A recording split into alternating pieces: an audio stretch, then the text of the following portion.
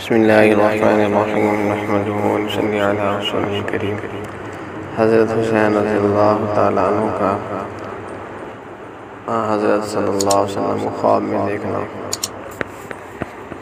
شمر دل جوشن اس محاذ پر محرم کی 9ویں تاریخ کو پہنچا تو حضرت امام حسین رضی اللہ تعالیٰ عنہ اس وقت اپنے خیمے کے سامنے بیٹھے ہوئے تھے۔ اسی حالت میں کچھ اونگ آ کر آنکھ بند ہو گئی اور پھر ایک آواز کے ساتھ بیدار ہو گئے۔ آپ کی ہمشیرہ زینب رضی اللہ تعالیٰ عنہ نے یہ آواز سنی تو دوڑی آئی اور وجہ پوچھی۔ فرمایا کہ میں نے رسول اللہ صلی اللہ علیہ وسلم خواب میں دیکھا ہے۔ فرمایا کہ تم اب ہمارے پاس آنے والے ہو۔ ہمشیرہ یہ سن کر رو پڑی۔ حضرت حسین رضی اللہ تعالیٰ عنہ نے تسلی دی۔ اسی حالت میں شمر کا لشکر سامنے آ گیا۔ آپ کے بھائی عباس رضی اللہ تعالیٰ عنہ آگے بڑھے اور حریف مقابل سے گفتگو ہوئی۔ اس نے بلا مہلت قتال کا اعلان سنایا۔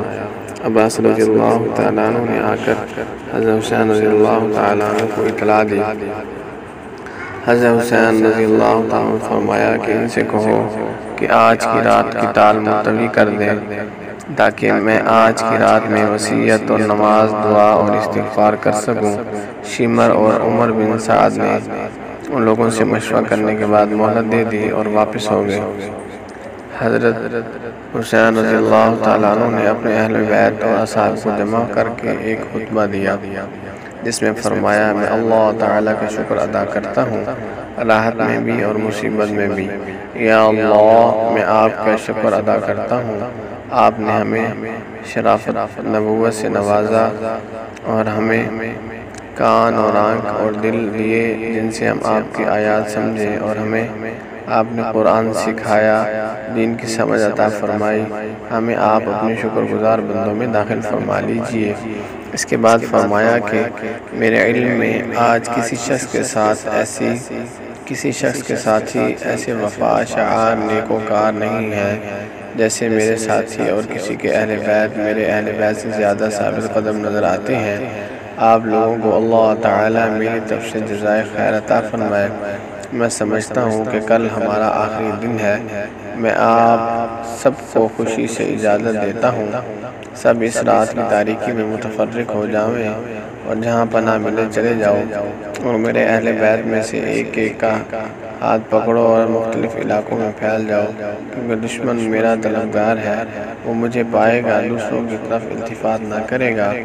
یہ تقریر سن کر آپ کے بھائی اور اولاد اور بھائیوں کی اولاد اور عبداللہ بن جعفر کے صاحبزادے ایک زبان ہو کر بولے، واللہ ہم ہرگز ایسا نہ کریں گے، ہمیں اللہ تعالیٰ آپ کے بعد باقی نہ رکھے۔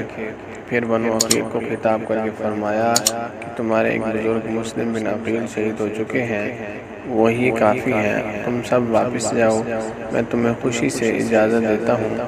انہوں نے کہا، ہم لوگوں کو کیا منہ دکھائیں گے کہ اپنے بزرگوں اور بڑوں کو موت کے سامنے چھوڑ کر اپنی جان بچا لائے، بلکہ واللہ ہم اپنی جانیں اور اولاد اموال قربان کر دیں گے۔ مسلم بن عصبہ نے اسی طرح ایک جوشیلی تقریر کی، جب تک میرے دم میں دم ہے میں آپ کے سامنے قتال کرتا رہوں گا، جان دے دوں گا۔